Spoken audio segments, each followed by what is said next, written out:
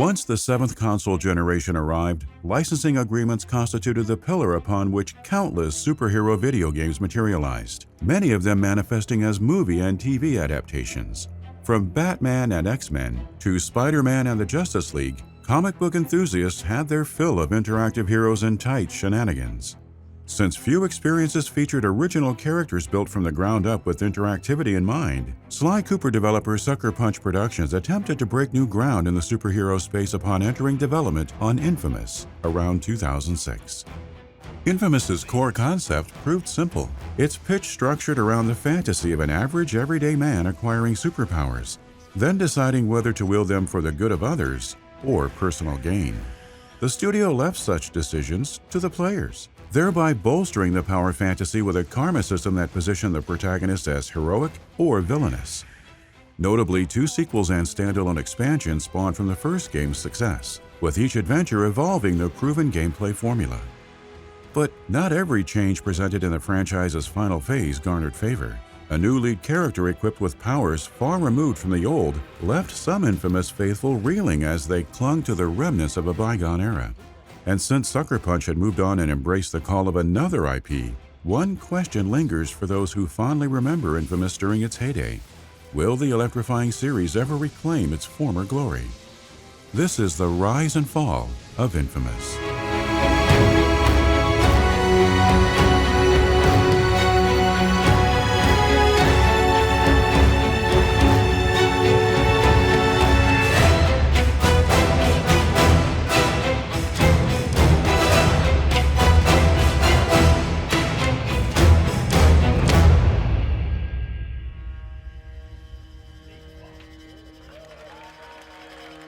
Eager to spread their wings, 6 programmers quit their jobs at Microsoft in 1997 and founded Sucker Punch. The Washington state-based group started small, partnering with Ubisoft for 3D platformer Rocket Robot on Wheels in late 1999. While the puzzle adventure launched exclusively on Nintendo 64, Sucker Punch had also pitched Rocket to Sony executives, who were interested but turned down the project as it lacked a marketable mascot along the lines of Spyro or Crash Bandicoot. The Robot on Wheels crew managed to satisfy Sony's marketing predilections upon proposing Sly Cooper, another 3D platformer starring an anti-heroic Robin Hood-esque raccoon who wielded a multi-purpose cane. Sly Cooper fit perfectly in the PlayStation family, the brand's early success heralding the start of a mutually beneficial relationship between the companies. From 2002 through 2005, the studio developed 3 Sly games for PS2 in a second-party capacity. By the end of production on Sly 3, Honor Among Thieves, however, the creative team felt the time had come to explore new horizons. Infamous game director Nate Fox divulged in a 2013 Game Informer interview that Sucker Punch pitched 4 ideas to Sony post-Sly 3, one whose premise revolved around a man stranded on an island, and, coincidentally, bore the title Uncharted. The publisher rejected the deserted island proposal but gave the green light to a golden age of comics-inspired superhero project dubbed True Hero, later known as Infamous. With a workforce comprised of comic book aficionados, Sucker Punch had no trouble brainstorming what it would take to build an original superhero IP. GTA 3 proved a great source of inspiration, the freedom of its open-ended design sparking the imagination of Sly Cooper developers who envisioned superpowered people zipping around a similar playspace. Comics such as The Dark Knight Returns, Batman, No Man's Land, and DMZ flavored the group's thinking during Infamous's production, along with the Batman Begins film and Activision's Spider-Man 2 adaptation. Yet, as opposed to capturing the feeling of playing as an existing superhero, Infamous creators emphasized what becoming a modern-day hero would entail. The idea manifested in a couple of ways before the project found its footing. Fox told Joystick the title's original build borrowed heavily from The Sims, with social interaction features geared towards in-game pedestrians. Because it seemed gaming in general was pivoting in the direction of organic life simulations, the studio spent a year exploring this Sim-style concept. In addition, co-founder Chris Zimmerman once revealed that Infamous began as a superhero version of Animal Crossing. Players would have patrolled the city, tracked criminals, and assisted citizens, all while maintaining the alter ego of a property developer. Experiments with this premise lasted approximately 6 months, though it's unclear how it connected to the Sims-like iteration described by Fox. Regardless, both concepts lost favor to a more action-oriented focus as neither fulfilled the hero power fantasy. Fox admitted this degree of seemingly fruitless experimentation could damage small studios, yet argued the iterative process worked to their strengths. Cutting ideas that failed to pan out led to the evolution of successful game systems after all. Indeed, some concepts fell through the cracks in the absence of a fun factor, and despite the challenges involved in building its first open world, Sucker Punch ensured fun rested at the heart of Infamous.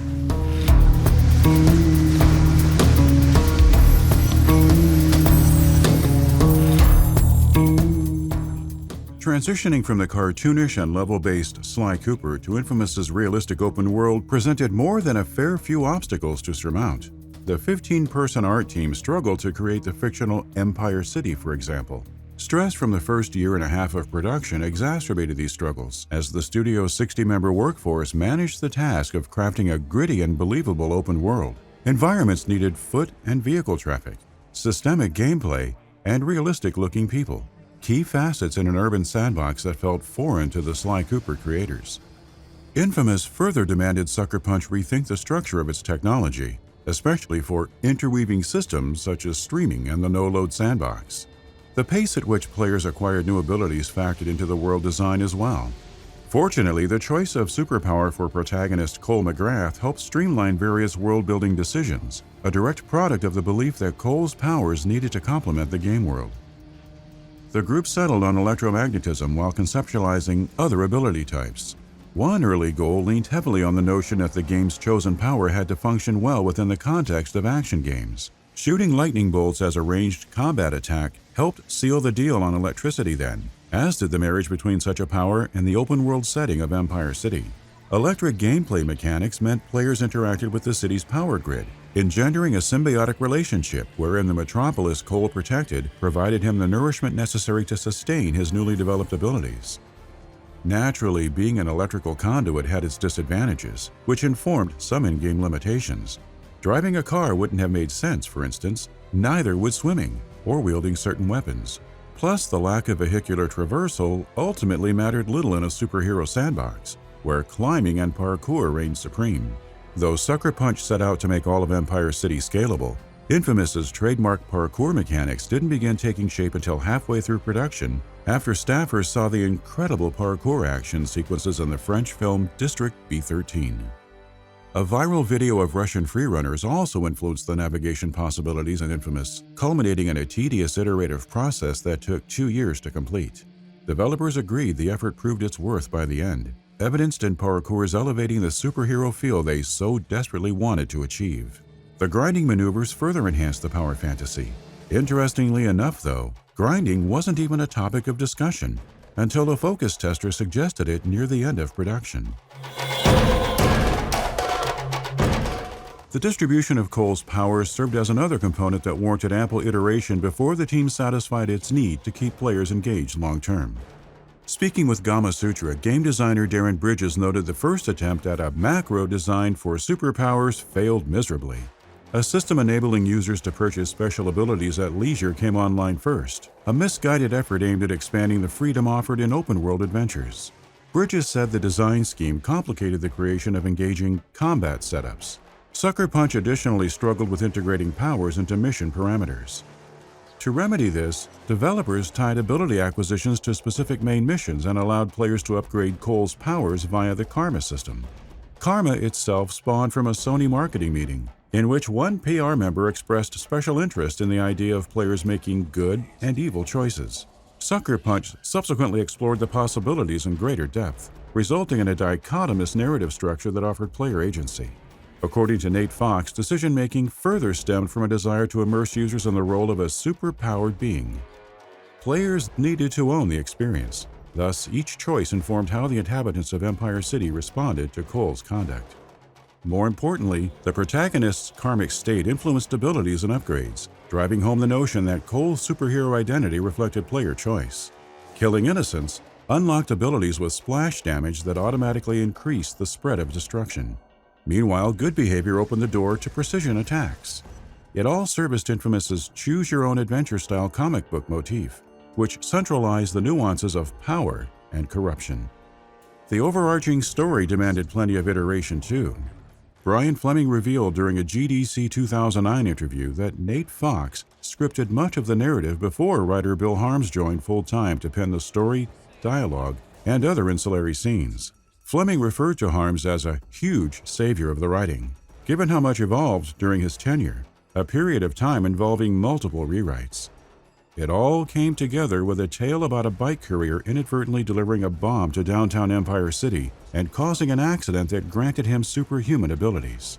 Cole's transition from ordinary delivery man to demigod-like figure consequently drove the mystery, as well as motivated Sucker Punch's belief that a costume and alter ego were wholly unnecessary. Nate Fox, in particular, thought it unreasonable for the average person to don a cape just because they gained powers. The first game's success suggested millions of PlayStation players agreed.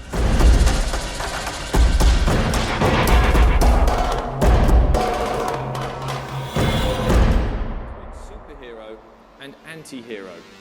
Are you ready to become infamous?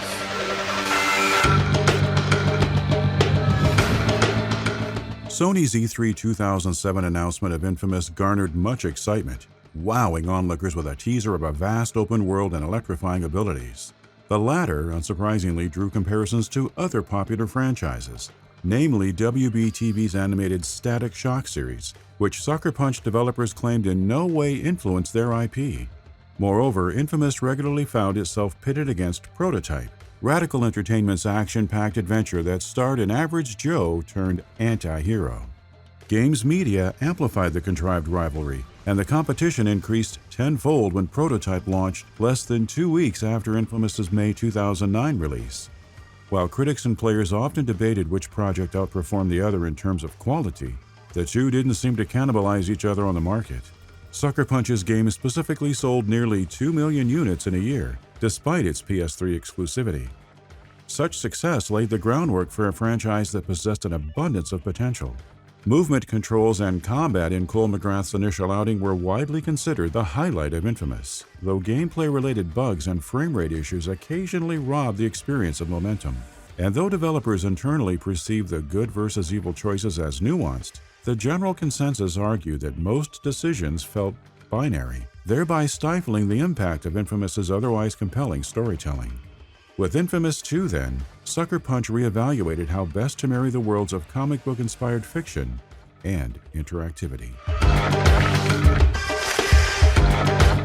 The first Infamous wore an unapologetic comic book flair on its sleeve, accentuated by graphic cutscenes crafted to ground the comic-like mythos. After seeing responses to the 2009 title, developers went back to the drawing board, making an effort to heighten the presentation quality. The visuals demanded an overhaul. Varied environments were a must-have, and the divisiveness surrounding Cole McGrath suggested he, too, needed a drastic makeover. Though Cole's shaved head was a product of uncertainties about rendering a full head of hair on the lead, critiques leveled against the sheer number of bald-headed video game characters encouraged the development crew to revisit its options. Given Infamous 2's superior technology, letting Cole grow out his locks seemed the best course of action. His bright yellow jacket also received the boot. On one hand, the pursuit of a cinematic presentation placed added emphasis on actually seeing the superhero or supervillain in action, sans the obscuring quality of another layer of clothing. In addition, the sequel's setting in the southern United States didn't agree with the inclusion of a hot leather jacket. Sucker Punch's interest in increasing the presentation value bled into some of the behind-the-scenes aspects as well, such that the crew opted to record mocap and voice simultaneously. As a result, Cole's original voice actor Jason Cottle was replaced by Generation Kill star Eric Layden, since the introduction of mocap necessitated an actor who could provide both physicality and voice. The studio pushed for a change of scenery too, well aware of the fact that Empire City's urban landscape offered little in the way of scenic diversity. During the hunt for a setting distinct from Empire City, the likes of London and Johannesburg were taken into consideration, but the swampland and vegetation of New Orleans, along with the cultural touchstones such as the French Quarter and above-ground cemeteries, sealed the deal on the world-famous city. Named New Marais, Infamous 2's fictional metropolis borrowed multiple design styles from districts throughout New Orleans. While the real locale's Gothic art and architecture didn't mesh well with the supercharged world of Infamous, artists looked elsewhere and repurposed Victorian and Spanish traditions that complemented New Murray's stylized aesthetic.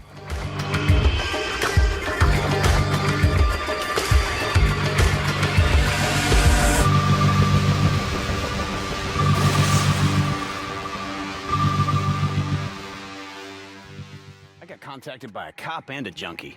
Wow, that's quite a fan base. These people take you seriously. Not much was considered sacred when making the jump from Infamous to its direct follow-up. Every aspect of the experience had room to improve, including the generally well-liked combat system. Ranged attacks remained the franchise's bread and butter, but developers knew the first game's rudimentary melee mechanics desperately needed remodeling, as Infamous players who tried close-quarters combat were often left flailing with unrefined karate chops and kicks. The push for heightened presentation in the sequel fostered the pursuit of more visceral, close-ranged fight encounters, thus inspiring the creation of the amp. A two-pronged metal rod, Cole's amp allowed him to channel electricity into a handheld device capable of dealing devastating damage to anyone on the receiving end. The melee weapon provided the perfect answer to Cole's combat deficiencies, as did the addition of brand new abilities, specifically ionic powers. Sucker Punch's continued investment in expanding player freedom led to another boon too: power variances, secondary combat options that unlocked different types of rocket, grenade, and bolt classes. What's more, much like its antecedent, Infamous 2's gameplay design supplemented the happenings in the world surrounding Cole. Sucker Punch framed the combat and ability enhancements around the notion that the character needed to amplify his powers to defeat a formidable new foe named the Beast. Teased at the end of Infamous, the Beast appeared early in the sequel, overpowering Cole to such a degree that he had no choice but to escape Empire City and head south towards New Murray. For the studio, the Beast is Coming conceit effectively set the tone for the experience. Cole would spend his time in the New Orleans-adjacent metropolis growing stronger, becoming a superhero, all in preparation for the inevitable arrival of the civilization-ending Beast figure. In true Infamous fashion, though, the acquisition of new powers was contingent on the karma system, which received somewhat of a facelift between games. Challenging players with tougher decisions proved central to the story structure and significantly broadened the game's scope. Instead of once more presenting choices in the guise of heroic or villainous actions, opposing sides of the moral spectrum were represented by two distinct characters: Nyx, the paragon of evil, and Quo, the paragon of good. Siding with one character over the other unveiled good or evil-aligned abilities that strengthened Cole's arsenal. However, developers noted in a May 2011 interview with Now Gamer that each decision had to bear meaning, lest players question the merit of a morality system. Yet increasing the karmic scale's value came at a cost, namely in that significant amounts of mission content existed exclusively for the heroic and villainous arcs. In essence, then, scores of players would miss out on sections of the game, the price Sucker Punch paid to raise the bar for its choose-your-own-adventure style storytelling.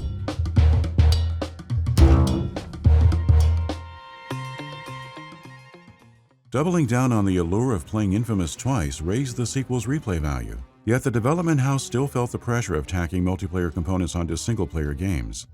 Such stressors especially weighed heavily on AAA developers during the zeitgeist in which Sucker Punch produced Infamous 2. After all, the early 2010s constituted the age of online passes and the epoch of anti-consumer gimmicks designed to inhibit the used games market. For a time, the crew contemplated adding co-op to appease the multiplayer trend, before concluding it did nothing to increase replayability. As one developer tersely put it, the game would still end. The search for compelling content players could return to after the credits rolled saw the studio revisit an idea it tabled during production on Infamous 1, user-generated content inspired by Media Molecule's Little Big Planet. Nervous about Sony's response to the proposal, staff created a Kevin Butler-inspired advertising sequence to pitch the publisher on user-created content as a major Infamous 2 feature. Reportedly, Sony executives were so impressed that they immediately gave the green light. With pointers from Media Molecule, Infamous 2 developers set about crafting creation tools based on the same assets used to build the game itself. The goal centered on providing users with a robust toolset to design missions from scratch and modify existing levels. Fans responded positively to much of the news that spawned from Infamous 2's announcement, though Sucker Punch faced a wave of backlash in the days following its E3 2010 showing, all of it geared towards Cole McGrath's redesign. During a sit-down with Eurogamer, Bruce Oberg cited the lukewarm critical reception to Cole's original look as one reason for the makeover. Oberg further justified the new character model by noting that so much about Infamous had changed between games that a redesign seemed the obvious next step. Either way, the team could not have predicted the fallout, and initially believed the uproar had come from a vocal minority. 16 pages of complaints about the revised design on studio-run fan forums suggested otherwise. Considering the widespread disappointment, Sucker Punch announced plans to restore Cole's original model during SDCC 2010. Needless to say, excitement for the superhero sequel grew exponentially from that point forward. Listen, what he's doing is mass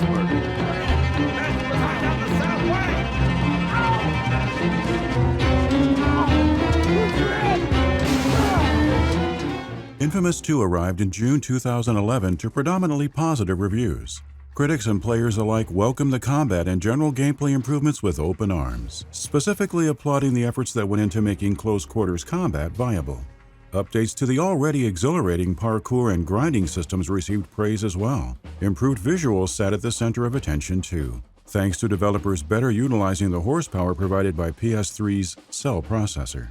And most agreed the ability to import saves from Infamous 1 heightened the experience further still, albeit marginally so. As with the first entry, though, much debate surrounded the sequel's karmic elements. Some thought the addition of Nyx and Quo as moral polarities added an extra layer of complexity to the overarching plot. Others perceived their dueling missions, along with the morality meter that defined Cole's behavior, as limiting and severely lacking in nuance.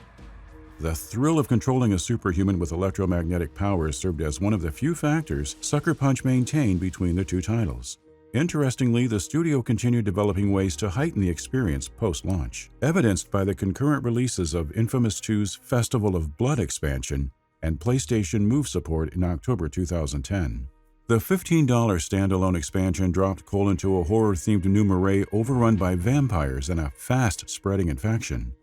Bitten by a vampire, the character had only one night to save his soul and that of the city in a tale that explored the dark side of the Infamous universe. Move support came across as the much less compelling offer, yet exemplified the production team's commitment to experimenting with the parameters of its sandbox world. And Sony had made it clear months prior that said world would stick around for at least a while longer. Your hands up, you deviant subhuman homo sapien! While the Bellevue headquartered outfit maintained its independence throughout development on Infamous 2, studio leadership never shied away from shouting Sony's praises as a publishing partner. Co-founder Bruce Oberg waxed lyrical about the freedom his team felt when partnering with PlayStation, despite the latter's ownership of Sly Cooper and Infamous. Series creators viewed the deal as a small price to pay for being able to pursue their own ideas with little to no money troubles hanging over their heads. These concerns faded entirely when Sony acquired the development house for an undisclosed sum in August 2011, 2 months following Infamous 2's debut. Then SVP of Sony Worldwide Studios Scott Rhodey divulged that Sucker Punch's ability to successfully develop new intellectual property made the group a valuable asset, one the platform holder didn't want to lose since other publishers were interested in purchasing the studio. Co-founder Brian Fleming added in a statement of his own that the acquisition simply reflected the realities of increasing production budgets. Independence for some was no longer feasible. Sony had no intention of encroaching on the team's operations, however, insisting the founders and executives would remain in charge for the day-to-day. The publisher's concession of control to developers presumably came down to a matter of trust, which Sucker Punch accrued during its efforts on Sly Cooper and Infamous.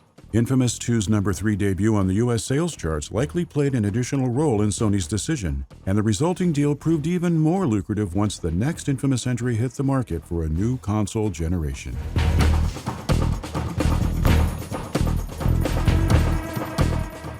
Depending on player choice, Infamous 2 concluded one of two ways for Cole McGrath.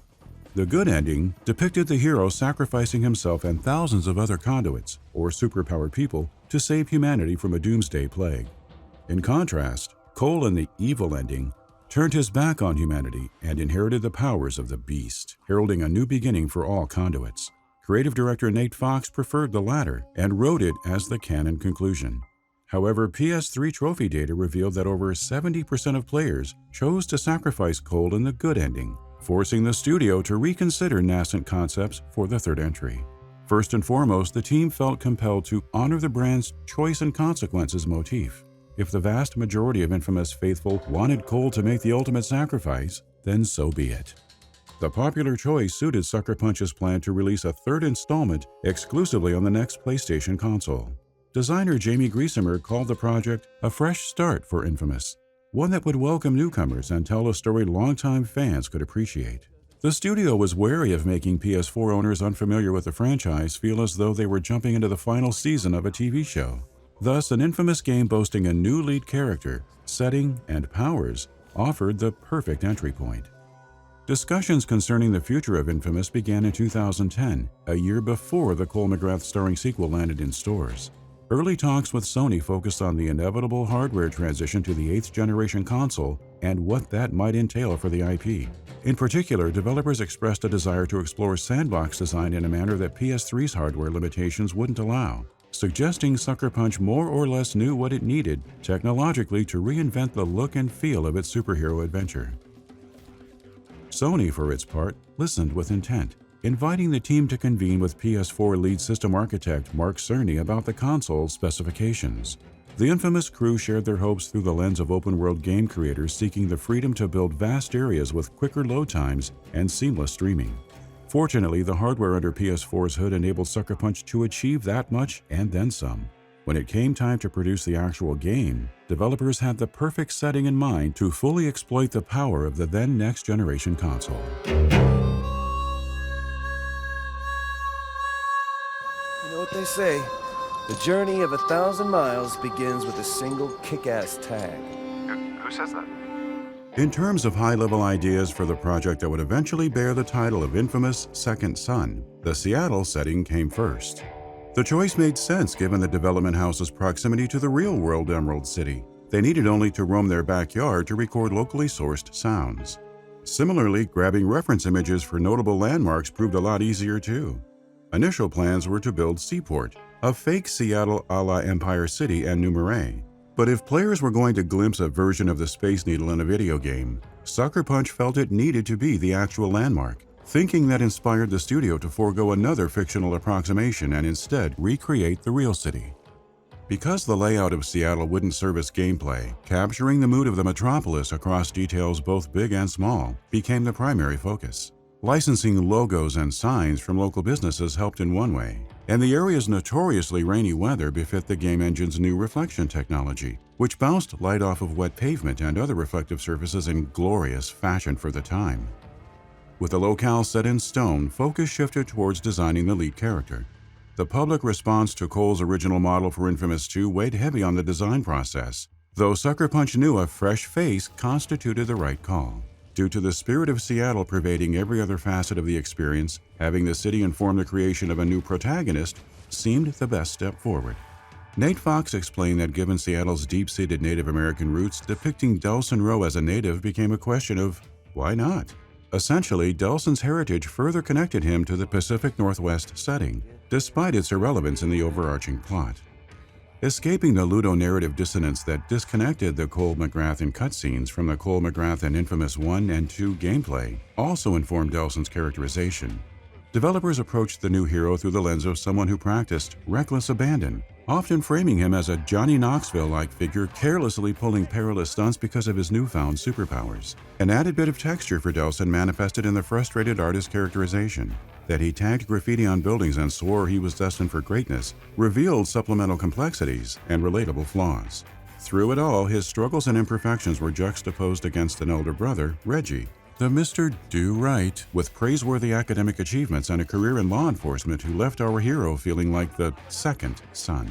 When designing his power set, though, Sucker Punch ensured Delsin Rowe came second to none.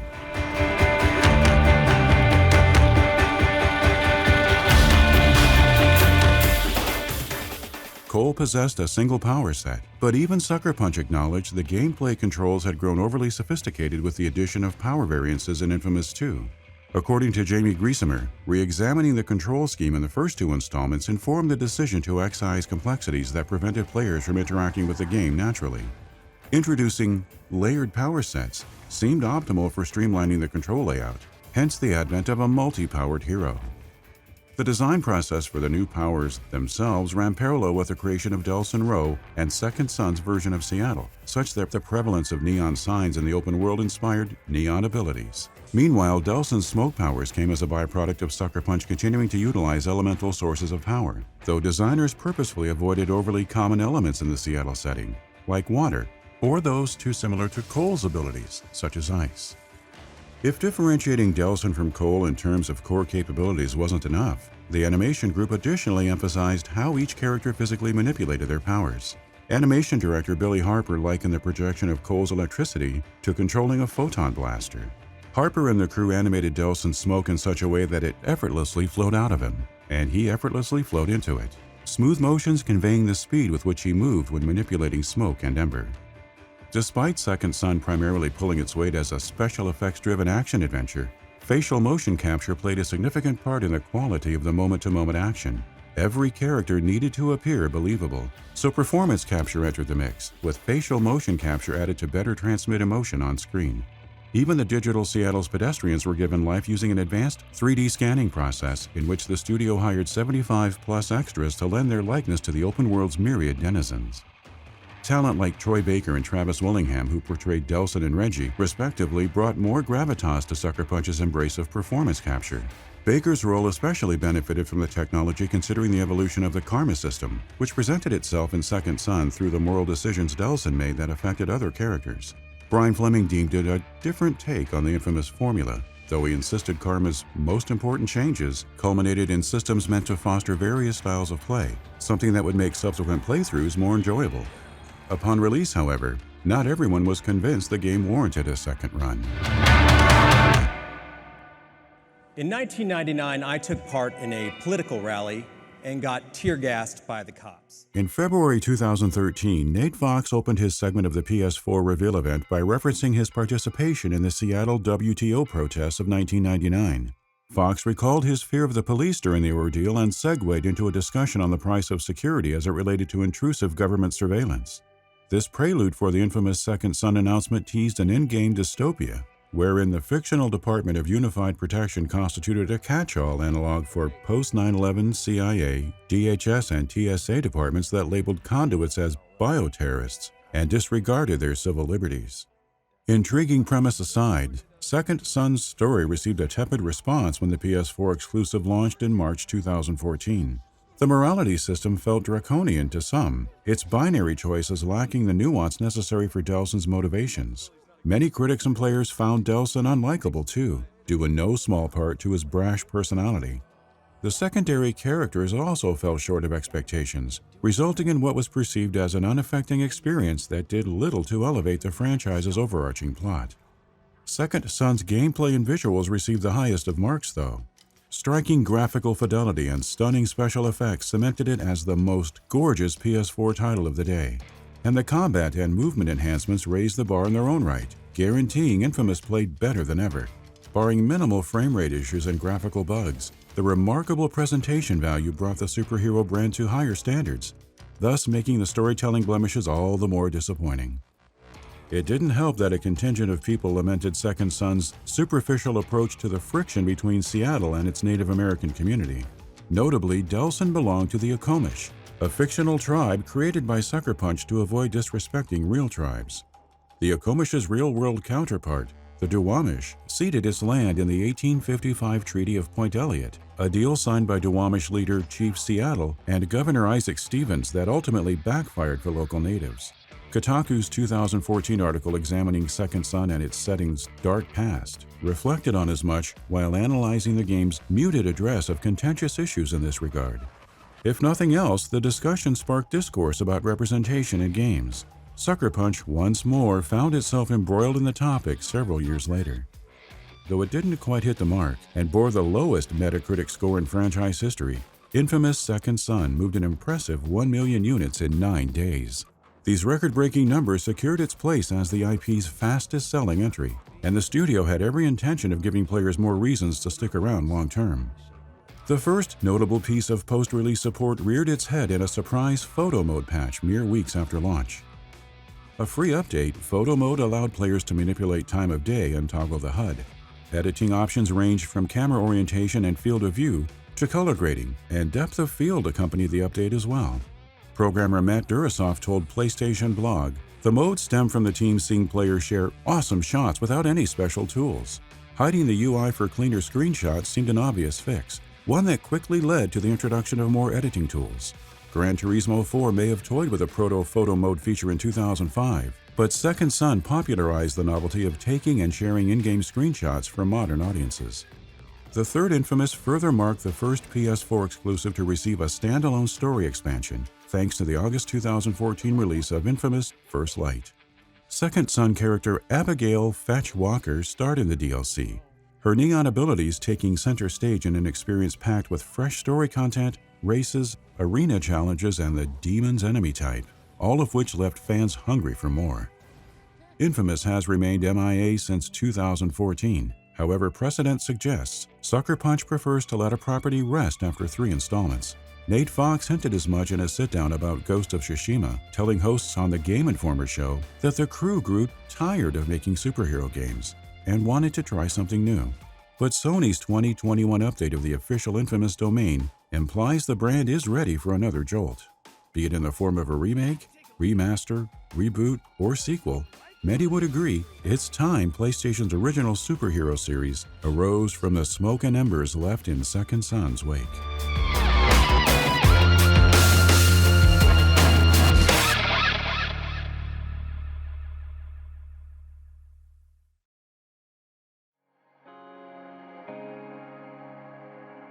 Thank you for watching.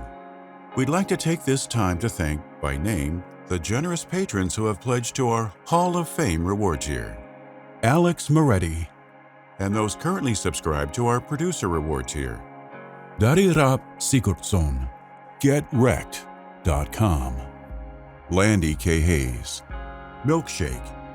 If you enjoy our content, please consider subscribing to our channel and backing us on Patreon.